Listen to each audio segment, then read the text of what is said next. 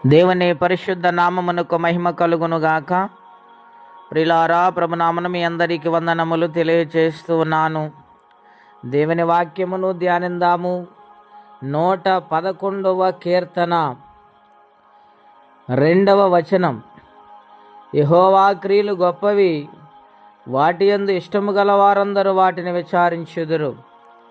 ప్రిలారా, పరిశుద్ధాత్మ దేవుడు ఈ ఉదయకాల సమయంలో మనతో మాట్లాడుచు ఉన్న మాటలు కీర్తనాకారుడంటూ ఉన్నాడు. యెహోవా క్రియలు గొప్పవి అంటూ ఉన్నాడు. యెహోవా అనగా అనువాడు ఉన్నవాడు, సమస్త సృష్టికర్త అయిన దేవుడై ఉన్నాడు. ఆయన క్రియలు అనగా ఆయన పనులు గొప్పవి. ఆయన ఏ పని చేసిన గొప్పదేనండి. భూమిని ఆకాశమును సృజించిన దేవుడు కదా. వెలుగును చీకటిలోండి వేరుపరిచిన దేవుడు.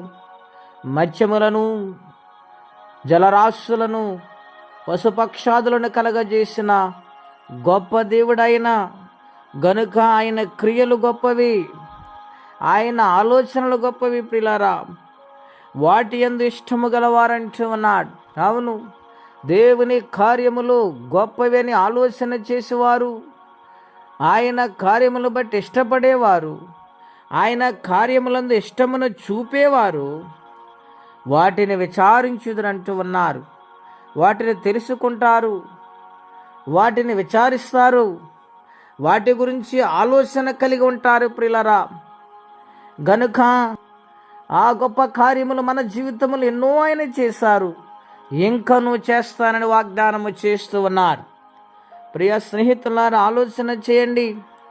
ఎందుచేతననగా ఆయన కృప కలిగిన దేవుడు గనుక మనము ఆయన కృతజ్ఞతాస్తుతులు చెల్లించాలి. ఆయన సన్నిధిలో, సమాజములో, ఆయన సభలో కూడా మనము పూర్ణ హృదయముతో ఆయనను సేవించే వారిగా ఉండాలని ఇక్కడ కీర్తనాకారుడు మాట్లాడుచు ఉన్నాడు. ప్రియులారా, మరొక మాట వ్రాయబడింది, ఆయన తన ఆశ్చర్య కార్యములు జ్ఞాపకార్థముగా నియమించున్నాడు. అవును ప్రియులారా, సముద్రమును పాయలు చేసిన దేవుడు ఆయనే. దేవుని బిడ్డలారా, సర్వమానవాళికి ఆహారం ఇచ్చి దేవుడు ఆయనే.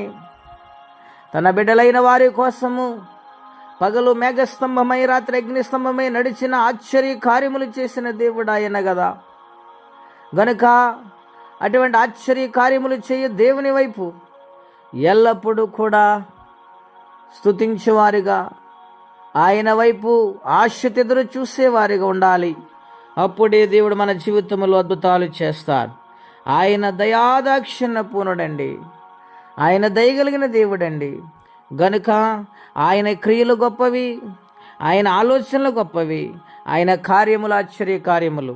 అటువంటి మహాదేవుని కలిగిన మనము ఎన్నటన్నిటికైనా గొప్పవారమే అని ప్రభుపేట మీకు మనవి చేస్తున్నాను.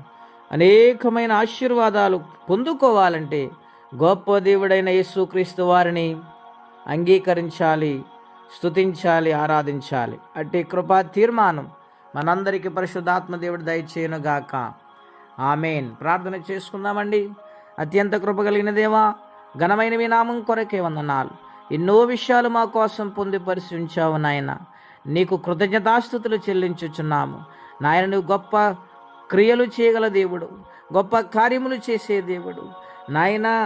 దయగలిగిన తండ్రివి, ఆశ్చర్య కార్యములు చేయదేవా, నీ కొందనాలు. ఎవరే కష్టంలో బాధలో ఉన్నారు వారిని కనికరించండి.